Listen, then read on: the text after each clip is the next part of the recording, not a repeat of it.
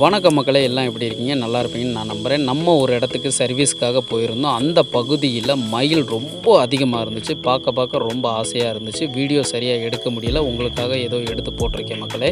இந்த இடத்துல மட்டுமே 10 மைலுக்கு மேலே பார்த்தேன். பார்க்க ரொம்பவே ஆசையாக இருந்துச்சு. அற்புதமாகவும் இருந்துச்சு.